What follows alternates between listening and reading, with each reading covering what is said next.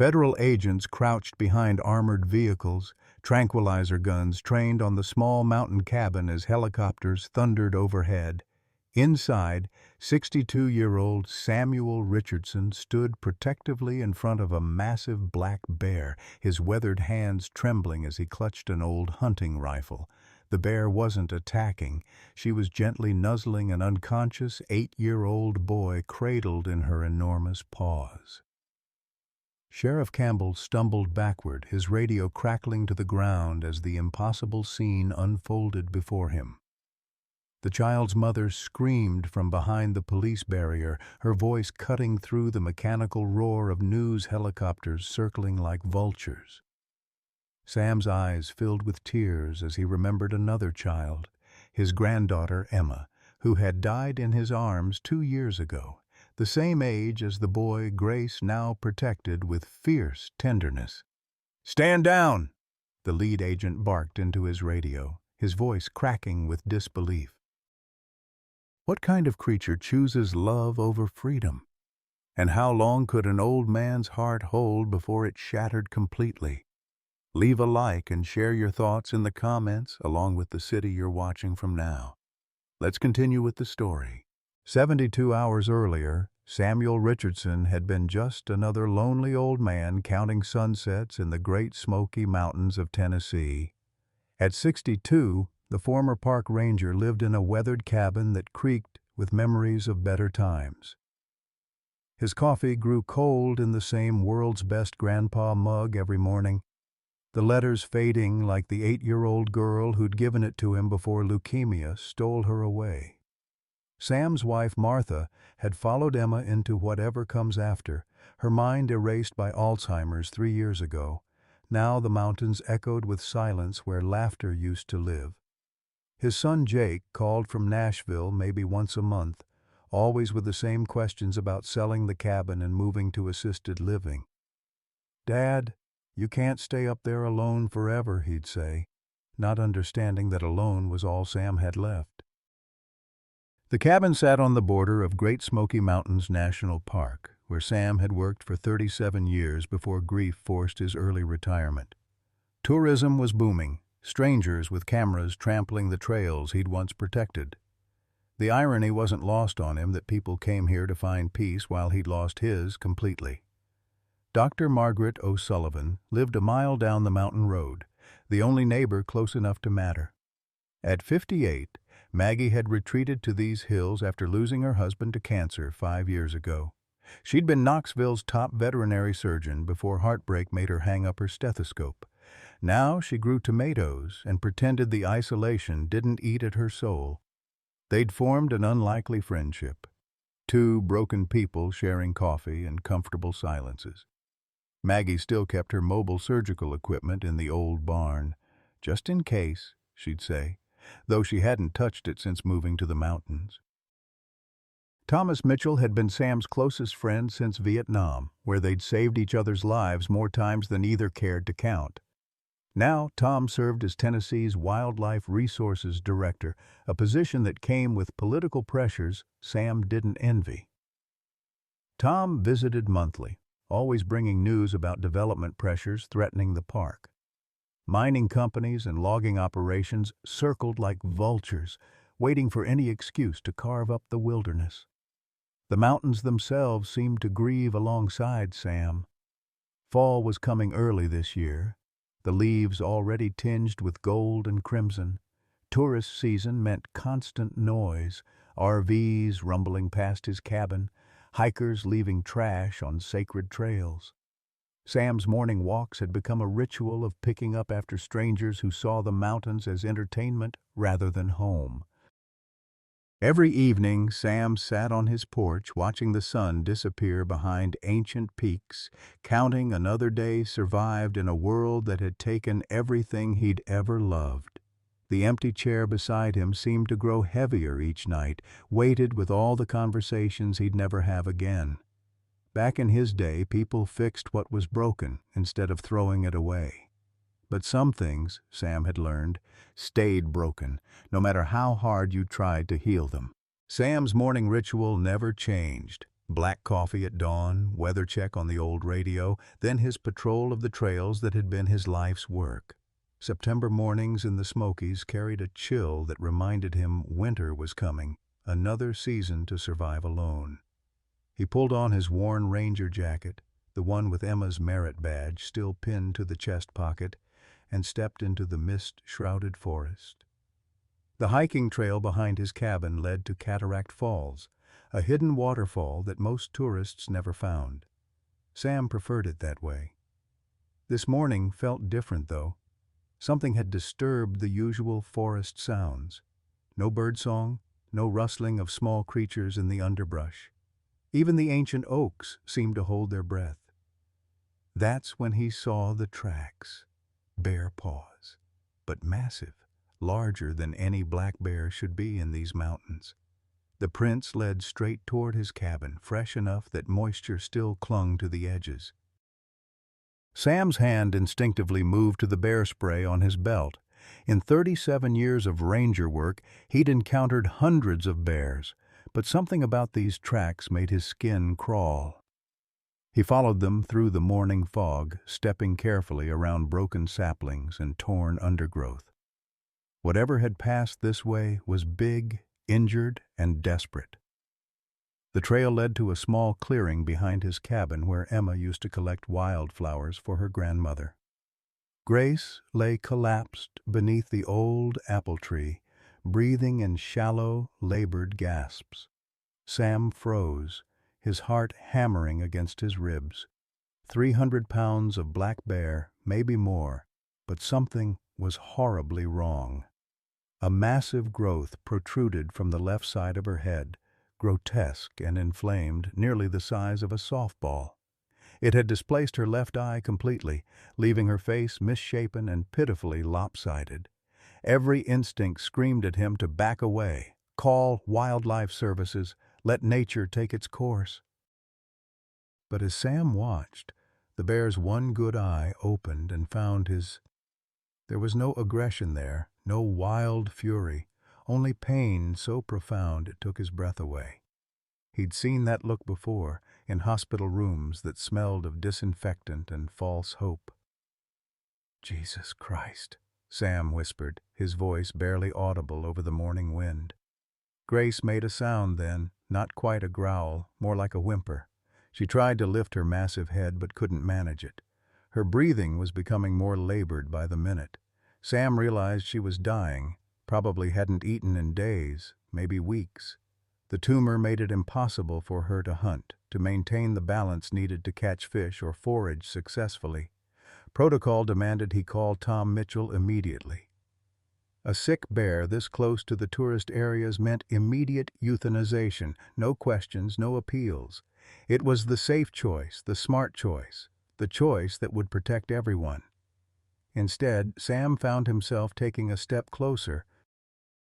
"Easy there, girl," he said softly, using the same tone he'd used with frightened hikers over the years. "Nobody's going to hurt you." Grace's ear twitched at the sound of his voice. She watched him with that one dark eye, and Sam could swear he saw intelligence there, understanding. She knew he could kill her or save her, and she was choosing to trust. Sam walked slowly back to his cabin, his mind racing. He filled a large bowl with water and grabbed some leftover sandwich meat from his refrigerator. When he returned to the clearing, Grace hadn't moved, but her eye tracked his every movement. He set the water bowl just within her reach and scattered the meat nearby. Grace struggled to lift her head enough to drink, and the pitiful effort nearly broke Sam's heart. She lapped at the water desperately, then managed to eat a few pieces of meat before exhaustion overtook her again. "I know what everyone would say," Sam told her, settling onto a fallen log a safe distance away. "Old fool talking to a dying bear. But you remind me of someone, and I made her a promise I couldn't keep." Emma had fought for 2 years, through chemotherapy that made her tiny body rebel, through procedures that left her weak but never defeated. "Don't let me die alone, Grandpa," she'd whispered during those final days. And Sam had held her hand until the very end. watching the light fade from eyes that should have seen decades more sunrises. He couldn't save Emma. The cancer had been too aggressive, too cruel, too final. But maybe, just maybe, he could save Grace. Sam pulled out his cell phone and stared at Tom Mitchell's number for a long moment. One call would end this. Quick, clean, merciful. Grace would be gone by evening, and Sam could go back to counting sunsets alone. Instead, he scrolled to Maggie's contact and hit dial. "Maggie, I need you to come up here," he said when she answered. "And bring your veterinary bag." Maggie O'Sullivan arrived within an hour, her old pickup truck loaded with equipment she hadn't touched in 3 years. She found Sam sitting guard over Grace, who had managed to drink more water but still lay motionless beneath the apple tree. The tumor looked even more horrific in the afternoon light, angry, infected, and clearly causing excruciating pain. "Sam Richardson, have you lost your ever-loving mind?" Maggie's Irish accent thickened when she was angry, a remnant of her Belfast childhood. "That's a 300-pound wild bear with a brain tumor. She could kill us both without breaking a sweat." "Look at her, Maggie. Really look." Sam's voice carried a weariness that went deeper than his 62 years. "When's the last time you saw a bear that didn't run when humans approached? She's not aggressive. She's asking for help." Maggie studied Grace with the clinical eye that had made her Knoxville's most respected veterinary surgeon. The bear's positioning was all wrong for a wild animal. Instead of the defensive posture she'd expect, Grace lay with her massive paws tucked under her body, vulnerable and trusting. Her one good eye followed their conversation without fear, almost as if she understood they were discussing her fate. "The tumor's pressing against her brain," Maggie observed, pulling on latex gloves with practiced efficiency. "That's why she's not behaving normally. It's affecting her natural fear responses, probably her hunting ability, too." Sam watched as Maggie approached Grace slowly, talking in the soothing tones she'd once used with frightened pets. Grace allowed the examination without protest, even lifting her massive head to give Maggie better access to the growth. When Maggie gently palpated the tumor, Grace whimpered but didn't pull away. "Jesus, Mary, and Joseph," Maggie breathed, her professional composure cracking. "Sam, this thing is enormous. It's displacing bone, probably putting pressure on her optic nerve, maybe her motor cortex. I'm amazed she's still alive." "Can you help her?" The question came out rougher than Sam intended, weighted with all the prayers he'd whispered in hospital waiting rooms. Maggie was quiet for a long moment, her hands still examining Grace's skull. "It's a soft tissue tumor. Looks benign but massive. In theory, it's operable. The positioning is tricky, close to the brainstem but not attached. But Sam, I haven't performed surgery in 3 years. My hands shake now. I drink too much coffee, and this isn't exactly a sterile operating environment. But you could do it. Maybe. Probably. Hell, I don't know." Maggie stood up, stripping off her gloves with sharp, frustrated movements. "Even if the surgery went perfectly, recovery would take weeks. You'd be harboring an illegal wild animal. Tom Mitchell would have to report it. He'd have no choice. The feds would put her down the moment they found out." Sam looked down at Grace, who was watching their conversation with an intelligence that seemed impossible. "What if they didn't find out?" "Sam, what if we did the surgery here, kept her hidden until she recovered, then released her back into the wild? No one would know." Maggie laughed, but there was no humor in it. "You want to perform major neurosurgery on a bear in my barn? Do you hear yourself? The legal implications alone. I watched Emma die because we followed all the rules, trusted all the experts, did everything by the book." Sam's voice broke slightly. "She suffered for 2 years while doctors threw procedures at her that only made things worse. At the end, you know what she asked me? She asked why we couldn't just let her be comfortable, Why everything had to hurt so much. Grace made a soft sound, almost like a sigh, and both humans turned to look at her. She had shifted position, managing to move closer to where Sam sat. Her massive paw now rested just inches from his boots. "She's choosing us, Maggie. I've never seen anything like it." Sam's voice was barely above a whisper. "Maybe Emma sent her to me. Maybe that's crazy old man talk, but I can't let another one die when I might be able to help." Maggie stared at Grace for a long moment, then at Sam's face, which looked older than she'd ever seen it.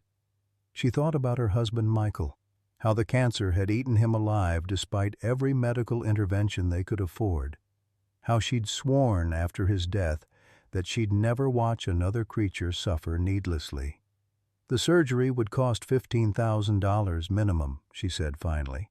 "Anesthesia, antibiotics, surgical supplies, monitoring equipment. Do you have that kind of money?" Sam's silence was answer enough. His ranger pension barely covered the cabin's upkeep and basic living expenses. "I could mortgage the cabin," he said eventually. "It's paid off. Been in my family for 40 years. Bank might give me $20,000 against it." "Sam, no. You can't risk your home for a wild animal." "It's not just any animal." Sam reached out slowly, his weathered hand hovering over Grace's massive paw. To Maggie's amazement, Grace moved her paw to touch Sam's fingers, a gesture so gentle and deliberate it took her breath away. "She understands, Maggie. Look at her. She knows we're trying to help." Grace lifted her massive head then, looking directly at Maggie with her one good eye. The expression there was unmistakably pleading, hopeful, trusting.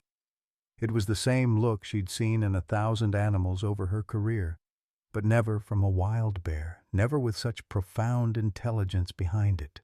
72 hours, Maggie heard herself saying. If we're going to do this insane thing, we have 72 hours before someone notices she's missing from her territory.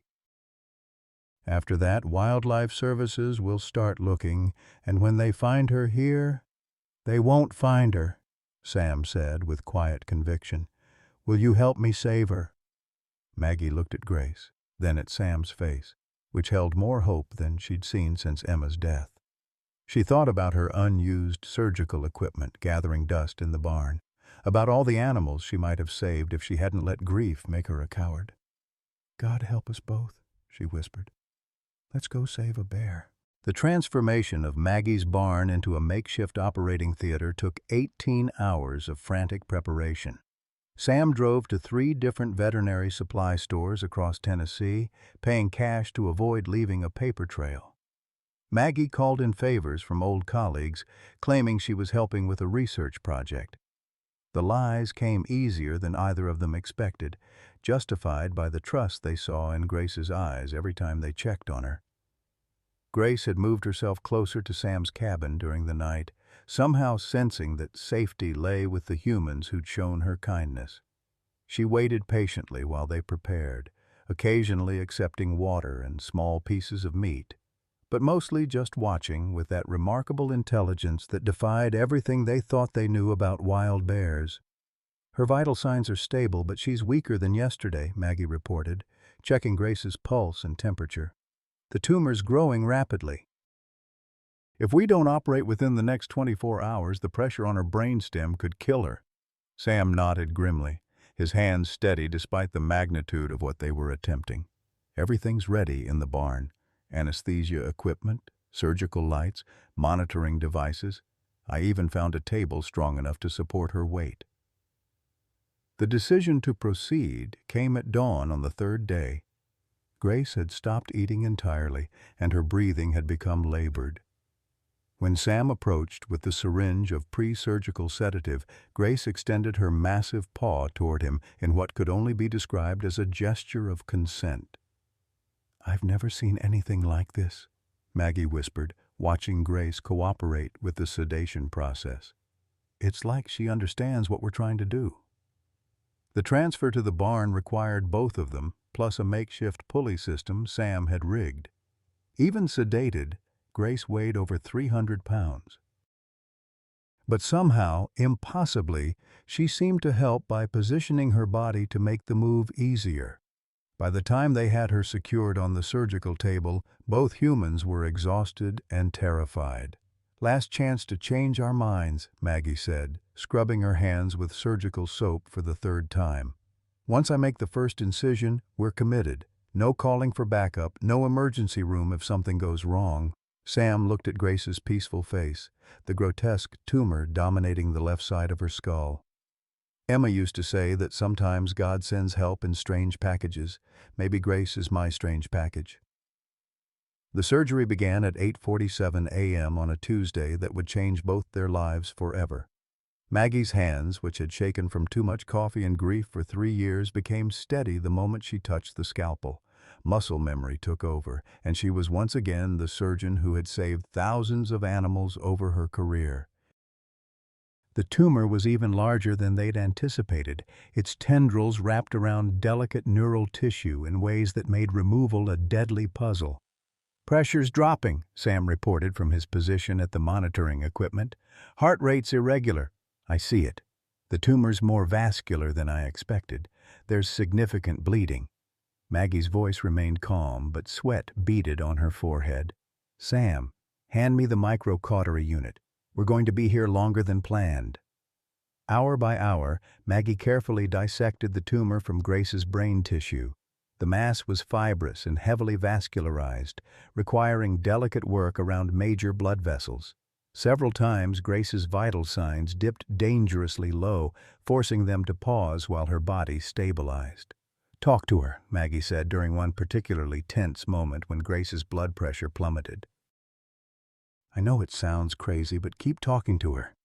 Sam found himself telling Grace about Emma, how she'd loved animals, how she'd dreamed of becoming a veterinarian like Maggie, how she'd made him promise to always help creatures in need. Grace's vital signs improved as he spoke, as if his voice was anchoring her to life. The tumor came out in pieces over 6 grueling hours.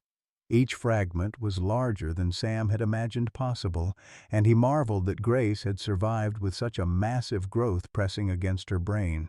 The final piece, attached near her optic nerve, required Maggie's steadiest hands and deepest concentration. "That's it," Maggie breathed at 3:15 p.m., stepping back from the table. "The tumor's completely removed. Now we just have to see if she wakes up." The next 18 hours were the longest of Sam's life. Grace lay motionless in the barn, connected to monitoring equipment that beeped reassuringly but couldn't answer the question that haunted them both. Had they saved her life or simply prolonged her suffering? Sam maintained a constant vigil, talking to Grace about everything and nothing: the weather, the changing leaves, memories of Emma, stories from his ranger days. Maggie checked her vital signs every hour, noting improvements in brain function but concerned about the length of her unconsciousness. Grace woke up at dawn, her one good eye opening slowly to focus on Sam's weathered face. The moment of recognition was unmistakable. Her massive paw moved to touch his hand, and she made a soft sound that could only be described as gratitude. "Welcome back, girl," Sam whispered, tears streaming down his face. "We were worried about you." Recovery progressed faster than either of them had dared hope. Within 2 days, Grace was eating solid food and moving around the barn. Her balance was still affected by the loss of vision in her left eye, but she adapted quickly, learning to compensate with her other senses. What amazed them most was Grace's continued trust in human contact. She followed Sam everywhere, sought his presence when she was anxious, and seemed to understand when he spoke to her.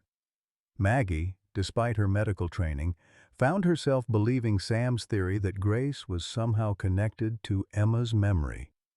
"I've been thinking about what you said," Maggie told Sam on the 5th day post-surgery, "about Emma sending Grace to you.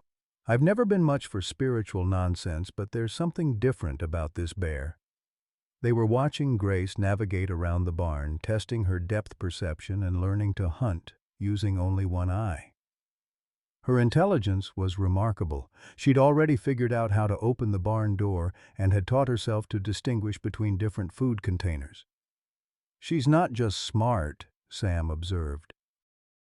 "She's grateful. Every morning she comes to me first thing and puts her paw on my chest right over my heart. Emma used to do the same thing when she was scared in the hospital." It was on the seventh day that their secret began to unravel. Billy Henderson, 8 years old and curious about everything, had been exploring the woods behind his family's vacation cabin when he spotted unusual activity around Maggie's barn. Kids see things adults miss, and Billy noticed the large footprints in the mud, the medical equipment visible through the barn windows, and the strange sounds coming from inside. "Mom, there's something big in Mrs. O'Sullivan's barn," Billy reported to his mother, who was more concerned with unpacking groceries than her son's overactive imagination. But Billy persisted, and when his mother finally looked out the kitchen window, she saw something that made her drop her coffee mug. A massive black bear was walking beside an elderly man, following him like a well-trained dog across the yard behind the barn. The first photograph hit Facebook within an hour. "Trained bear in Smoky Mountains," read the caption, accompanied by a blurry but unmistakable image of Sam and Grace walking together. The post was shared 47 times in the first hour, reaching local news stations by evening. Sarah Chen, a junior reporter for WBIR News in Knoxville, saw the Facebook post during her usual social media sweep for story ideas. She'd been looking for something to distinguish herself from the other reporters, and a story about a trained bear in the Great Smoky Mountains seemed perfect for the human interest segment. Sarah arrived at the mountain community the next morning, camera crew in tow, expecting to debunk what was probably just an internet hoax. Instead, she got the scoop of her career. The first footage showed Grace helping Sam carry firewood, her massive jaws gently gripping split logs while Sam loaded his cart. The second showed Grace opening gates with her paws, moving through the property with obvious familiarity and purpose. The third showed the moment that would change everything. Grace approaching Sam when he stumbled, steadying him with her massive body, then gently checking him for injury. "This is impossible," Sarah whispered to her cameraman. "Wild bears don't behave like this. Something's not right here." When Sam finally spotted the news crew filming from the tree line, his heart sank. Grace sensed his distress immediately, positioning herself protectively between Sam and the strangers with cameras.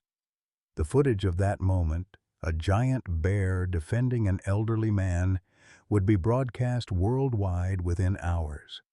"Sir, I'm Sarah Chen with WBIR News," she called out, approaching slowly with her microphone. "Can you tell us about your relationship with this bear?" Sam looked at Grace, who was watching the reporter with calm intelligence, then at the camera that would broadcast their secret to the world. "Her name is Grace," he said simply, "and she saved my life." The interview lasted 20 minutes, during which Sam explained Grace's tumor, the surgery, and their bond. He left out details about Maggie's involvement, claiming he'd performed basic first aid rather than major surgery. Grace remained calm throughout the filming, occasionally nuzzling Sam's hand or bringing him objects he'd dropped. "How is this possible?" Sarah asked, as Grace demonstrated her ability to respond to hand signals. "Bears aren't domesticated animals." "Grace isn't domesticated," Sam corrected. "She's grateful. There's a difference." The story aired that evening with the headline, "Miracle in the Mountains, Man Saves Bear, Bear Saves Man." Within hours, it had been picked up by national networks. By morning, Sam's phone was ringing constantly, and news vans were parked along the mountain road leading to his cabin. Tom Mitchell called at 6:47 a.m., his voice tight with professional concern and personal worry. "Sam, what the hell have you done? I've got federal wildlife officials demanding answers, reporters calling my office every 5 minutes, and a goddamn media circus forming outside my building. You harbored a wild bear without permits, performed unlicensed veterinary procedures, and turned it into a national news story. Do you have any idea how much trouble you're in? Sam sat on his porch with Grace beside him, watching news vans navigate the narrow mountain road. Tom, she was dying. I couldn't just let her suffer. You should have called me immediately. We have protocols for dealing with sick wildlife. Now the feds are involved and I can't protect you anymore. Tom's voice softened slightly. Sam, I've known you for 40 years. You're not thinking clearly. This bear needs to be in a wildlife facility, and you need to step back before this gets worse. She doesn't want to be in a facility, Tom. She wants to be here. Bears don't want things, Sam. They follow instincts. Whatever connection you think you have with this animal, it's not real. You're projecting your grief onto a wild creature that could kill you without warning. After Tom hung up, Sam sat in silence, listening to Grace's steady breathing beside him. She sensed his distress and moved closer, her massive paw resting gently on his leg.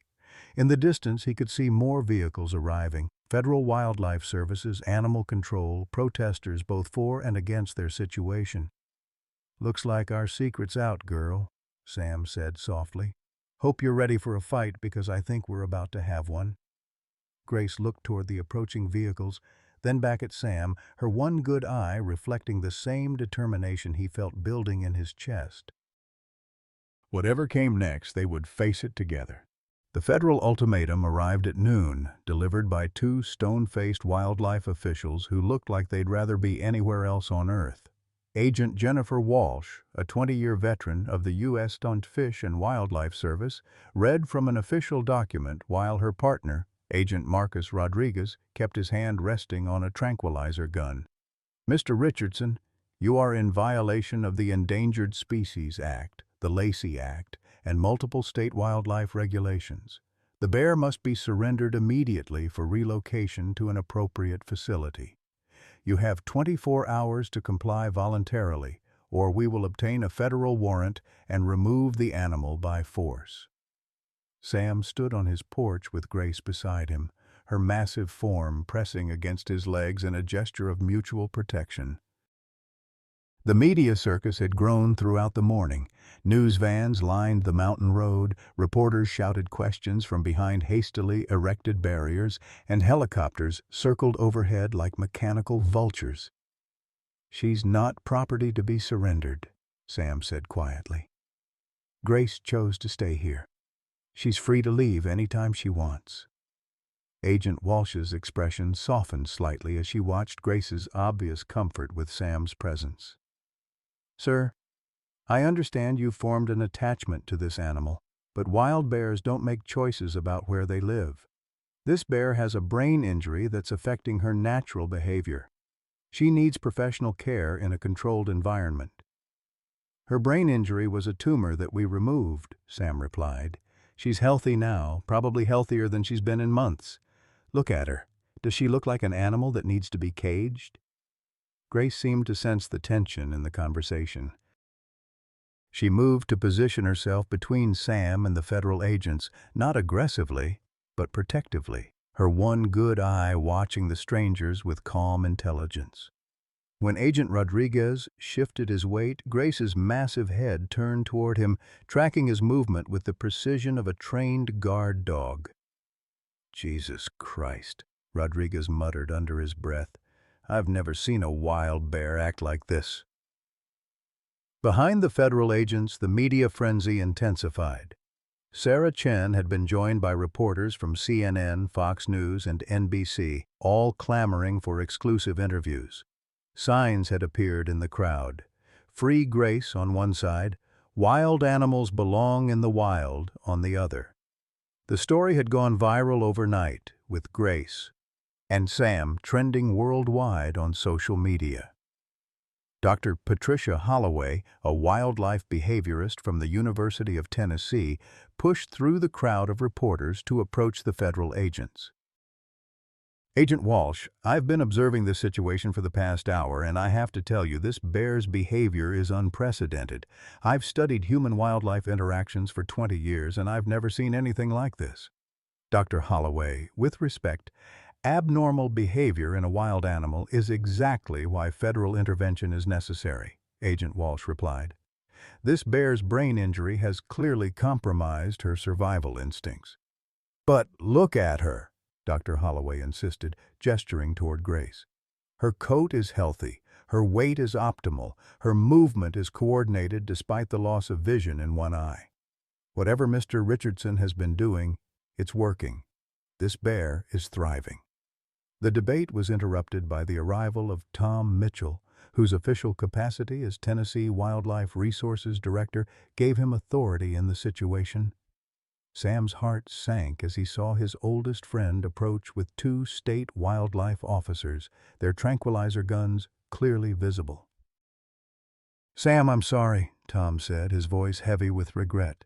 "The governor's office is breathing down my neck. The feds are threatening to federalize the entire park if we don't resolve this situation. I have to enforce the law." "Tom, you know me. You know I wouldn't put anyone in danger. Grace isn't a threat. She's a miracle." "She's a 300-pound wild predator with brain damage," Tom replied, though his voice lacked conviction. "Sam, be reasonable. Let us relocate her to a wildlife sanctuary. She'll be safe, you'll avoid federal charges, and this media circus will go away." Grace seemed to understand that the conversation was about her fate. She moved closer to Sam, her massive body trembling slightly. Not with fear, but with what looked like grief. She made a soft whimpering sound, the same noise she'd made when she was dying under the apple tree. "She knows what you're planning," Sam said, his voice breaking. "Look at her, Tom. She understands every word." The crowd of onlookers had grown to over 100 people, with more arriving every hour. Local supporters had organized a prayer circle, holding hands and singing hymns. Counter-protesters chanted about public safety and the rule of law. The tension was building toward something explosive. It was then that Billy Henderson broke away from his mother and ran toward Grace. "Billy, no!" his mother screamed, but the 8-year-old boy was already approaching the massive bear with the fearless curiosity that only children possess. The federal agents raised their weapons, reporters gasped, and the crowd fell silent. Grace could have easily knocked the child aside or worse. Instead, she gently lowered her massive head to Billy's level, allowing him to place his small hand on her muzzle. "She's sad," Billy announced to the crowd. "She doesn't want to leave her family." The moment was captured by dozens of cameras, broadcast live to millions of viewers worldwide, a child fearlessly comforting a giant bear, while armed federal agents looked on helplessly. The image would become iconic, appearing on magazine covers and sparking international debate about human-animal relationships. "Everyone stand down," Agent Walsh ordered, her voice shaky. "Nobody move until the child is clear." But Billy wasn't moving. He stood beside Grace, his small hand still touching her massive head, looking up at the adults with the wisdom that sometimes comes from innocence. "Why do you want to take her away?" Billy asked Agent Walsh. "She's not hurting anybody. She's just sad and lonely like Mr. Sam was." Grace gently nuzzled the boy's shoulder, then looked directly at Agent Walsh with an expression so human-like it made the veteran officer step backward. The bear's one good eye seemed to plead for understanding, for compassion, for the right to choose her own fate. "Billy, come here right now," his mother called, tears streaming down her face. The boy patted Grace's massive head one more time, then walked back to the crowd. Grace watched him go, then returned her attention to the federal agents, her posture defensive but not aggressive. Dr. Holloway seized the moment. "Agent Walsh, you just witnessed a wild bear exercise restraint and judgment that exceeds that of many humans. This animal made a conscious choice to protect that child rather than defend herself. How can we justify imprisoning her for being too intelligent?" The standoff continued for another hour, with neither side willing to escalate to violence. The federal agents had the legal authority to act, but the presence of media and civilians complicated any enforcement action. Sam remained on his porch with Grace, both of them waiting for a resolution that seemed impossible. It was Jake Richardson who finally broke the deadlock, arriving from Nashville with a team of lawyers and a court injunction. "Dad, what the hell have you gotten yourself into?" Jake called out as he approached the porch, carefully keeping his distance from Grace. "I saved a life, son. Same thing I'd do for any creature that needed help." Jake handed the federal agents a legal document. Temporary restraining order from Federal District Court. Any action against the bear or my father is suspended pending a full hearing on the constitutional and animal welfare issues involved. Agent Walsh read the injunction with obvious frustration.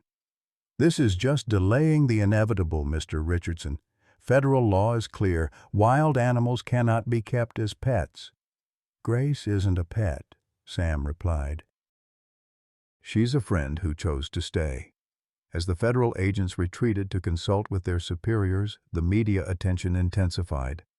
Interview requests poured in from around the world. Grace's story had touched something deep in the human psyche. The desire for connection across species lines, the power of love to overcome natural barriers, the question of whether intelligence and emotion were uniquely human traits. That evening, as Sam sat on his porch with Grace beside him, he watched the sunset paint the mountains in shades of gold and crimson. The media circus continued around them, but for a moment there was peace. "You know they're not going to give up," Sam told Grace, scratching behind her ear the way she liked. "Tomorrow they'll be back with more lawyers, more guns, more reasons why we can't be together." Grace made a soft rumbling sound, almost like a cat's purr, but deeper, more resonant. She rested her massive head on Sam's lap, careful not to hurt him with her weight. In that moment, surrounded by chaos and uncertainty, they found the same peace they'd shared during her recovery. "Whatever happens," Sam whispered, "I want you to know that you saved me just as much as I saved you. Emma would have loved you, girl. She would have understood." As night fell over the Great Smoky Mountains, the lights of news vans and federal vehicles created an artificial constellation around Sam's cabin. Grace and Sam remained on the porch, two unlikely friends facing an uncertain future together, while the world watched and waited to see if love could triumph over law. The stroke hit Sam at 3:47 a.m. on the fourth day of the standoff, a cruel reminder that 62-year-old bodies aren't built for the stress of international media attention and federal persecution. Grace sensed something was wrong before Sam even realized what was happening. She began pacing frantically around his bed, making distressed sounds that woke Maggie in her cabin down the mountain. Sam's left arm went numb first. Then his vision blurred, and finally his legs gave out as he tried to get up for his morning coffee. He collapsed in his kitchen with Grace immediately at his side, her massive body cushioning his fall, and her worried whimpering echoing through the cabin. Grace's frantic barking, a sound no one had heard her make before, alerted the federal agents maintaining their perimeter watch. Agent Walsh found the front door unlocked, and Grace standing guard over Sam's unconscious form, refusing to let anyone approach until Maggie arrived.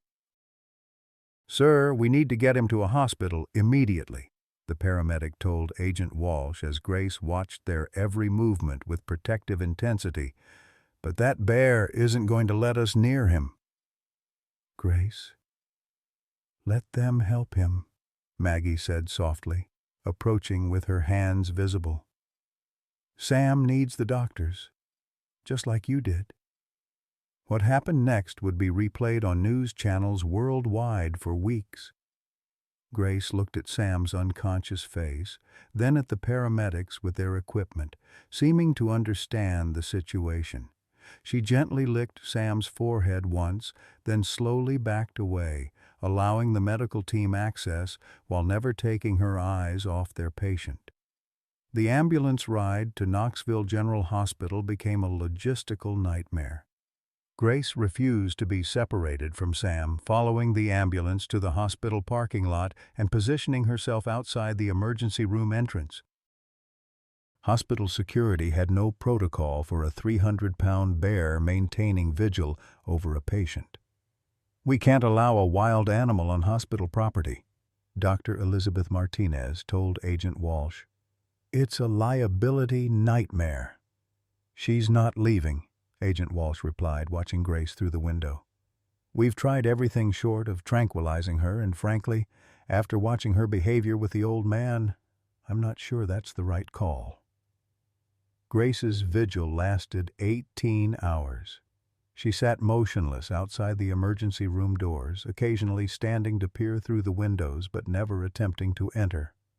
Hospital staff began bringing her water and food, amazed by her patience and obvious distress. Videos of the giant bear waiting for her friend went viral, generating millions of views and an outpouring of global support. Inside the hospital, Sam drifted in and out of consciousness, mumbling Grace's name repeatedly. His stroke had been relatively mild, what doctors called a transient ischemic attack, but at his age and stress level, recovery would be slow and uncertain. Jake Richardson arrived from Nashville within hours, his anger at his father's situation warring with amazement at Grace's loyalty. "The doctors say he'll recover, but the stress of this whole situation nearly killed him," he told Agent Walsh. "When does this insanity end?" "When your father agrees to surrender the bear voluntarily," Walsh replied. "The federal order stands. The moment he's released, we'll enforce it." But Grace had made her own decision about that. On the second day of Sam's hospitalization, something unprecedented occurred. Billy Henderson, the 8-year-old boy who had first approached Grace during the standoff, was playing in the hospital parking lot while his mother visited a sick relative inside. Billy wandered too close to the construction area where renovation work was being done on the hospital's west wing. The scaffolding collapse happened without warning. A support beam failed, sending metal pipes and wooden planks crashing down toward the child. Billy screamed as tons of construction material tumbled toward him, too fast for any human to react. Grace moved like lightning despite her size, covering 30 yards in seconds to reach Billy. She grabbed the boy in her massive jaws, gently, carefully, and threw herself backward just as the scaffolding crashed down where he had been standing. Metal pipes bounced off Grace's back and shoulders, one opening a gash along her ribs. But she protected Billy with her own body until the last piece of debris stopped falling. The entire incident was captured by security cameras and broadcast live on news networks worldwide. The image of Grace shielding Billy with her massive form, blood streaming from her wounds but the child completely unharmed, became one of the most powerful viral videos in internet history. "She saved my life," Billy sobbed into the cameras as paramedics checked him for injuries. "Grace saved me like she saved Mr. Sam." The boy's mother, tears streaming down her face, knelt beside Grace as veterinarians from the University of Tennessee treated her wounds. "Thank you," she whispered to the massive bear. "Thank you for saving my baby." Grace's heroic act changed everything. Public opinion, which had been divided between supporting Sam's right to keep Grace and demanding her return to the wild, shifted dramatically in their favor. Celebrities tweeted support. Politicians called for new legislation protecting companion wildlife, and donations poured in from around the world. But the federal government's position remained unchanged.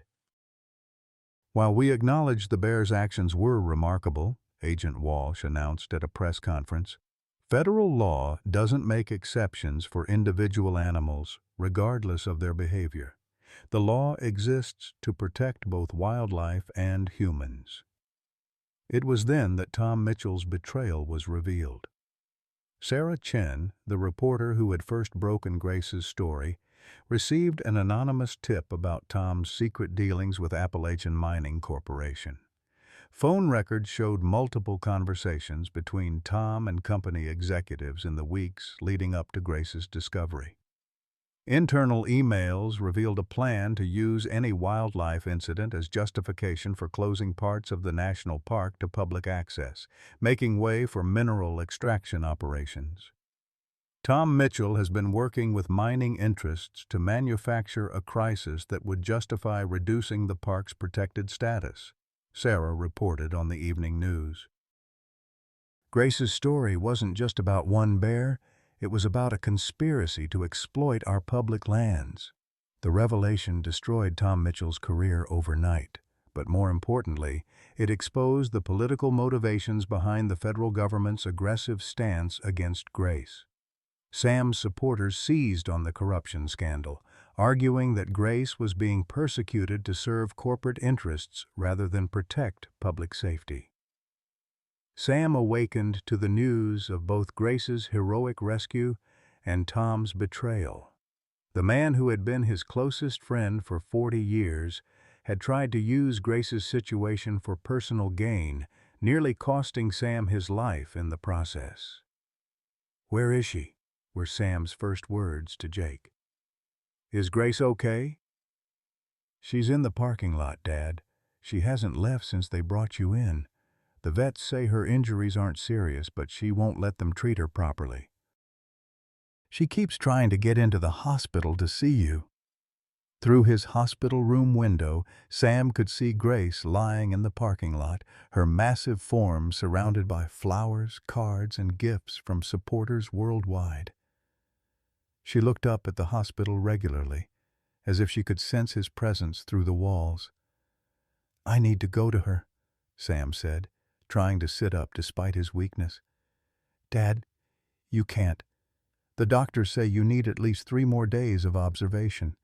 Your blood pressure is still dangerously high, and the stress is from being separated from her," Sam interrupted. "Grace and I saved each other, son. Can't you see that? She's not just some animal I rescued. She's family." The confrontation between federal agents and Grace's supporters reached a boiling point on Sam's 3rd day in the hospital. Hundreds of protesters had gathered outside the hospital, many of them veterans who identified with Sam's military service and his refusal to abandon a companion. Counter-protesters demanded that law and order be maintained, regardless of Grace's heroic actions. Agent Walsh received orders from Washington: end the standoff immediately, with force if necessary. "We're going in tomorrow morning," she told her team.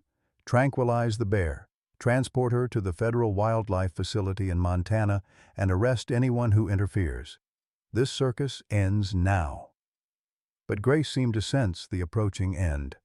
That night she did something that would be remembered long after the political maneuvering was forgotten. She began to sing. The sound was unlike anything the hospital staff had ever heard, a low, mournful keening that seemed to come from the depths of her soul. Grace lifted her massive head toward Sam's hospital room window and sang her grief into the night sky, a song of love and loss that touched everyone who heard it. Videos of Grace's lament spread across social media within hours, viewed by millions of people who felt their own hearts breaking at the sound of such profound sorrow. The bear who had saved a child, who had chosen love over freedom, was saying goodbye to the man who had given her a second chance at life. By morning, the world would be watching to see if love could survive the machinery of government, or if Grace's song would be her swan song. The federal agents moved at dawn, approaching Grace with military precision while she maintained her vigil in the hospital parking lot. Agent Walsh had assembled a team of wildlife specialists, veterinarians, and law enforcement officers, all armed with high-powered tranquilizer guns designed to take down large predators. The plan was simple: sedate Grace quickly, load her into a transport vehicle, and remove her before the growing crowd of supporters could interfere. But Grace wasn't the same bear they'd been monitoring for days. Something had changed during her night of mourning. something that made the hardened federal agents hesitate as they approached her position. She sat perfectly still, her massive head turned toward Sam's hospital room window as if she could see through walls to the man who lay unconscious inside. When Agent Walsh called her name softly, Grace turned to look at her with an expression of such profound sadness that the veteran officer felt her professional resolve waver. "Grace," Walsh said, her voice barely above a whisper. "I'm sorry, but we have to do this." Grace seemed to understand. She looked once more at the hospital, then slowly rose to her feet and walked toward the agents, her movements deliberate and resigned. She was surrendering voluntarily, choosing to spare her human friends the trauma of witnessing her forced capture. The tranquilizer dart hit her in the shoulder, delivered with expert precision to minimize pain. Grace didn't fight it. She simply sat down heavily, her one good eye never leaving the hospital window where Sam lay, unaware of what was happening. As the sedative took effect, Grace made one last sound, not the mournful keening of the night before, but something softer, almost like a whisper of forgiveness. The crowd of supporters who had gathered outside the hospital erupted in angry shouts and sobs as they watched Grace's massive form go limp. "Murderers!" someone screamed. "She saved that child's life!" But the federal agents worked efficiently, loading Grace's unconscious body onto a specialized transport vehicle designed for large wildlife. Inside the hospital, Sam's cardiac monitors began beeping frantically as his stress levels spiked. Somehow, even in his sedated state, he sensed Grace's distress. Nurses rushed to his bedside as his blood pressure soared to dangerous levels, threatening to trigger another stroke. "He's coding!" Dr. Martinez shouted, rushing into Sam's room with a crash team. "Get me 50 milligrams of metoprolol, now!" The timing was cruel beyond measure. As Grace was loaded into the federal transport truck, Sam's heart began to fail from the stress of separation. The bond between them, which had sustained both through the darkest moments of their lives, was being severed by bureaucratic necessity, and both were paying the price.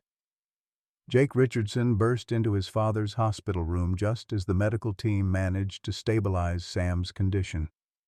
"Dad, can you hear me? Grace is... They took her, Dad. The feds took Grace." Sam's eyes fluttered open, unfocused but aware. "She's... gone?" The words came out slurred from the medications, but the pain in them was unmistakable. They sedated her and loaded her into a truck. "She's being transported to a federal wildlife facility in Montana." Jake's voice broke as he delivered the news. "Dad, I'm sorry. I tried to get another injunction, but the judge said federal authorities superseded state courts." Sam tried to sit up, his movements weak and uncoordinated. Have to stop them. Grace doesn't understand.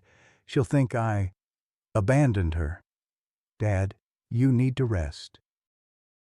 "The doctors say your heart can't take much more stress." But Sam was beyond listening to medical advice. The man who had watched his granddaughter die in a hospital bed, who had held his wife's hand as Alzheimer's stole her memories, who had found purpose again in saving a dying bear, was not going to let bureaucracy destroy the last meaningful relationship in his life. "Help me up," Sam said, his voice stronger despite his physical weakness. "I'm going after her." "Dad, you can't. You just had a minor stroke. If you leave this hospital, you could die." Sam looked at his son with eyes that held 40 years of accumulated loss and grief. "Jake, I'm 62 years old. I've buried my wife, my granddaughter, and most of my friends. Grace gave me a reason to wake up in the morning. Without her, I'm already dead." The transport convoy carrying Grace had reached the interstate when the first reports came in about Sam's condition. Agent Walsh, riding in the lead vehicle, received the call from her supervisor in Washington. The old man had discharged himself from the hospital against medical advice and was attempting to follow the convoy in his pickup truck. "Sir, he just had a stroke. Walsh reported. "If he's driving in his condition, he could kill himself or innocent motorists. That's not our concern, Agent Walsh. Our mission is to transport the bear to the federal facility. Local law enforcement can deal with the old man." But Walsh was having second thoughts about the entire operation. She'd been with fish and wildlife for 20 years, had overseen hundreds of animal relocations, but she'd never seen a bond like the one between Sam Richardson and Grace. The bear's voluntary surrender, her obvious grief, and now the old man's desperate pursuit raised questions about whether they were doing the right thing. Grace began to regain consciousness as the transport truck reached the Tennessee-Kentucky border. The veterinarian monitoring her vital signs watched in amazement as the massive bear lifted her head and immediately began searching for something or someone that wasn't there. "She's looking for him," Dr. Sarah Kim observed, watching Grace's behavior through the reinforced window of the transport container. "I've relocated hundreds of wild animals and I've never seen anything like this. She's not disoriented from the sedative. She's heartbroken." Grace's distress was obvious to everyone in the convoy. She paced within the confines of her transport container, making sounds that could only be described as calls for Sam. Her one good eye pressed against the small window, watching the landscape pass by as if she expected to see a familiar figure following them. "Agent Walsh?" Dr. Kim called through the radio. "You need to see this. The bear's stress levels are off the charts. Her heart rate is dangerously elevated, and she's showing signs of severe separation anxiety. If this continues, she could go into cardiac arrest." Walsh made a decision that would end her career, but save her soul. "Pull over," she ordered the convoy. "All vehicles pull over immediately." The convoy stopped at a rest area outside Bowling Green, Kentucky, where Walsh called her supervisor in Washington to report a medical emergency requiring immediate evaluation of the transport mission. It was a stalling tactic, and everyone knew it, but it bought them time to figure out what to do next. Sam's pickup truck appeared on the horizon 20 minutes later, weaving slightly as his weakened condition made driving difficult. He pulled into the rest area and climbed out slowly, using the truck's door for support. Grace saw him immediately and began making excited sounds, pressing her massive bulk against the walls of her transport container. "Mr. Richardson, you need to get back in your vehicle and return to the hospital immediately," Agent Walsh said, but her heart wasn't in the command. "You're in violation of federal orders and your medical condition makes you a danger to yourself and others." Sam ignored her, walking unsteadily toward the transport truck where Grace was contained. The moment she saw him approaching, Grace's distress calls became urgent, desperate sounds of recognition and relief. "Open it," Sam said simply. "Sir, I can't." "Open the container, Agent Walsh. Let me say goodbye to her properly." Walsh looked at the old man swaying on his feet, at the bear whose emotional distress was visible to everyone present, at the crowd of supporters who had followed the convoy and were now filming everything with their phones. She thought about her 20 years of federal service, about following orders that increasingly felt wrong, about the difference between law and justice. "Open the transport container," she ordered her team. The moment the door opened, Grace bounded out and went straight to Sam, nearly knocking him over in her eagerness to reach him. She was gentle despite her size and excitement, carefully positioning herself to support his weakened frame while covering his face with what could only be described as kisses. Sam wrapped his arms around Grace's massive neck, tears streaming down his face as he whispered words of love and reassurance. "I'm here, girl. I'm here. They can't separate us. Not again." The reunion lasted only minutes before federal backup arrived, but those minutes were captured on video and broadcast worldwide. The image of an elderly man embracing a giant bear while federal agents looked on helplessly became a symbol of love, transcending authority, of individual choice, challenging institutional power. The truth that would change everything was about to be revealed. The revelation came from the most unexpected source, Emma's old diary, found tucked beneath Grace's favorite sleeping spot in Sam's cabin. Jake had gone to collect his father's belongings, expecting to find him in federal custody within hours, when he discovered the small pink notebook that would change everything.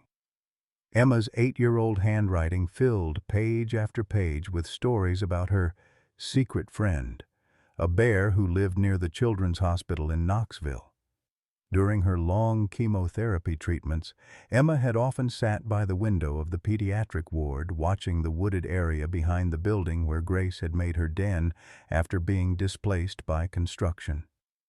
"My bear friend came to see me today," read one entry dated just 3 months before Emma's death. "She sits by the fence and watches my window. Grandpa says bears are dangerous, but she's not scary. She's lonely like me." The entries revealed a bond that had formed over months of silent observation. Emma had begun leaving food scraps on the window ledge, and Grace had responded by bringing small gifts, wildflowers, interesting stones, pieces of colorful bark. The hospital staff had noticed the bear's unusual behavior, but attributed it to the proximity of food sources. "I drew a picture of her today and showed it to the window," Emma had written in her final week. "She tilted her head just like when Grandpa explains things to me. I think she understands. I told her I might have to go away soon, but I hope someone will take care of her when I can't anymore." Jake's hands trembled as he read the last entry, dated 3 days before Emma's death. "I saw her in my dream last night. She was walking through the mountains looking for something. I think she was looking for someone to love. I hope she finds Grandpa. He needs a friend who won't leave him." The diary explained everything. Grace's unusual behavior around humans, her immediate trust of Sam, her apparent recognition of Emma's belongings. She hadn't randomly chosen Sam's cabin for her final days. She had been searching for the grandfather of the little girl who had been her companion during the darkest period of both their lives. When Jake called the hospital with the discovery, the news reached the media within hours. The story of Emma and Grace's secret friendship transformed the narrative from a man illegally harboring a wild animal to a bear keeping a promise to a dying child. Social media exploded with #Emma's Promise, and public pressure on the federal government reached unprecedented levels. Grace's transport had been stopped for 4 hours while officials in Washington debated their options. The bear refused to re-enter her container voluntarily, staying close to Sam despite his weakening condition. Agent Walsh found herself in the impossible position of having to forcibly separate a dying old man from a bear who was fulfilling a child's final wish. "Orders from the Attorney General," Walsh's supervisor informed her via secure phone. "The situation has become a diplomatic embarrassment. Foreign governments are questioning our commitment to compassion and individual rights. Transport the bear to the federal facility immediately or face termination and criminal charges." But Grace made the final decision herself. As federal reinforcements arrived with larger tranquilizer guns and steel restraints, Grace positioned herself between the agents and Sam's collapsed form. His heart had finally given out from the stress, and he lay unconscious in the rest area parking lot while paramedics worked frantically to stabilize him. Grace refused to move. She lay down beside Sam's still form, her massive paw resting gently on his chest, her one good eye watching the approaching agents with calm determination. She had chosen her ground for the final stand. The images broadcast worldwide showed a giant bear maintaining vigil over an unconscious old man while armed federal agents surrounded them. Grace's posture was protective but peaceful. She wasn't threatening anyone, simply refusing to abandon her friend in his moment of greatest need. It was then that the impossible happened. Billy Henderson, the 8-year-old boy Grace had saved from the construction accident, broke away from the crowd of onlookers and ran toward the massive bear. His mother screamed. Federal agents raised their weapons, but Grace simply lifted her head and made a soft sound of recognition. Billy knelt beside Sam's unconscious form and placed his small hand on Grace's massive paw. "She's not leaving him," the boy announced to the watching world.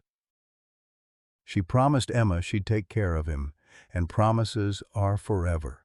The child's words, spoken with the absolute certainty that only comes from innocence, became the final catalyst for change. Within hours, emergency legislation was moving through Congress. Celebrity lawyers were filing injunctions, and the president himself was being briefed on the Grace situation. Sam awakened 3 days later in Knoxville General Hospital to find Grace sleeping peacefully beside his bed, her massive form taking up most of the room. A new law had been passed, the Emma Richardson Companion Wildlife Act, granting Grace legal status as the first officially recognized wild animal companion in United States history. "Welcome home, girl," Sam whispered, his weathered hand finding Grace's soft fur. "Emma would be so proud of us." Grace opened her one good eye and gently touched Sam's face with her paw, then settled back into sleep with a sound of pure contentment. Outside the hospital window, the great Smoky Mountains stretched toward the horizon, and for the first time in years, Sam Richardson felt truly at peace. At 62, Sam Richardson thought his story was over. Another lonely widower counting sunsets in an empty cabin, haunted by the ghosts of his beloved wife, Martha, and precious granddaughter, Emma. Like so many of us who've reached this season of life, Sam believed his purpose had died with those he loved most. But sometimes God sends us second chances wrapped in the most unexpected packages. When Sam found Grace, a dying bear with a tumor the size of a softball, he didn't just save her life, she saved his soul. Their bond proved that love doesn't retire at 65, that our hearts don't have expiration dates, and that sometimes our greatest adventures begin when others think we're winding down. Sam discovered what many of us forget. We're never too old to make a difference, never too broken to heal another's wounds, and never too set in our ways to find new family. Grace chose Sam just as surely as he chose her, creating a love story that captured the world's attention and reminded us all that every ending can become a beautiful beginning. The mountains that once echoed with Sam's loneliness now ring with laughter, proving that our later years can be our most meaningful. Have you ever found unexpected purpose or joy when you thought your best days were behind you? What grace has entered your life when you needed hope most? Share your story in the comments below. Your experience might be exactly what someone else needs to hear today.